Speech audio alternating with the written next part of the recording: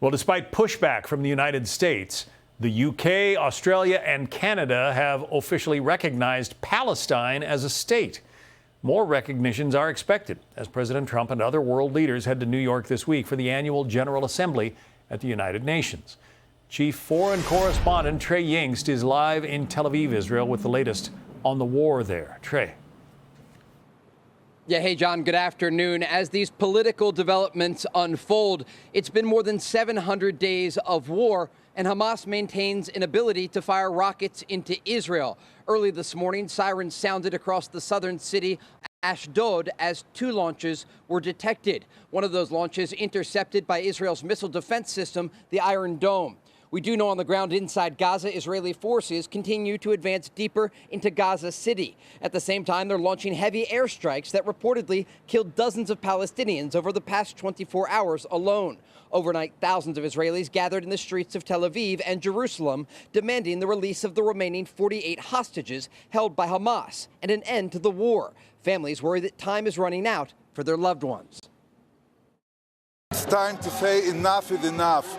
Stop the war, end the war, release the hostages, stop the ethnic cleansing in Gaza. As for a possible mediated solution, the Qataris are reportedly waiting on the Israelis to apologize for striking their country earlier this month before those talks would resume. John? Trey Yingst reporting live from Tel Aviv. Thank you, Trey. For more on all this, let's bring in national security and military analyst Dr. Rebecca Grant. Dr. Grant, some strong U.S. allies, Australia and Great Britain among them, now say they will recognize a Palestine. What's your take on this? I'm sad to see it. Secretary Rubio has said that is counterproductive. And it doesn't change the facts on the ground. Britain's Keir Starmer even says there is no viable Palestinian state, and they're joining 150 other countries in this recognition. But, John, what worries me is that it may be the hostages in Gaza who pay the price for this diplomatic theater. The only way forward is for Hamas to agree to a ceasefire or for the IDF to secure Gaza City. Hamas is the governing entity in the West Bank. Hamas is holding hostages that it took in that October 7th raid in Israel, and yet their reward is to be given a state of their own. How does that make sense? It's incredible to talk about a Palestinian state. The example of Gaza has shown that Hamas was horrible for the people of Gaza, not a competent ruling authority, not willing to engage in proper diplomacy.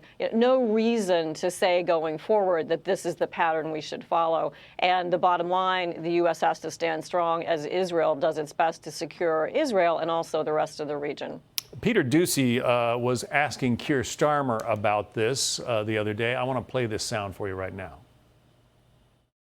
If you feel so strongly about officially recognizing Palestine for statehood, why are you waiting for President Trump to leave the country? Why can't you just do it right now? And isn't there a risk in rewarding Hamas with that? Well, let me be really clear about Hamas. They're a terrorist organization who can have no part in any future governance in Palestine. So he says Hamas cannot have any part in a future government, but Hamas is the government right now. Right, and that's absolutely correct. Hamas can have no part in that. And in the end, that's why I think Israel's forces will simply have to clear Gaza City and occupy and create a more peaceful situation there. And that has to happen because you do need to get civilian aid in there. The conflict does need to stop. Hamas has proven it cannot govern Gaza. The Palestinians had help from the Jordanians decades ago, back in the 70s, I think it was. The Jordanians basically invited them in, and the Palestinian response was to try to assassinate most of the Jordanian government and start hijacking airplanes and killing passengers, that kind of thing. It's not for lack of help that the Palestinians are where they are right now.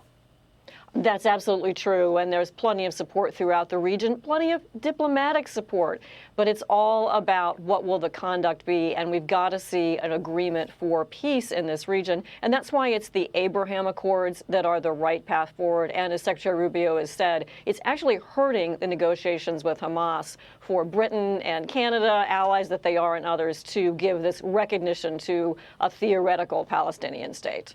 Dr. Rebecca Grant. Dr. Grant, thank you. I'm Steve Ducey. I'm Brian Kilmeade. And I'm Ainsley Earhart. And click here to subscribe to the Fox News YouTube page to catch our hottest interviews and most compelling analysis.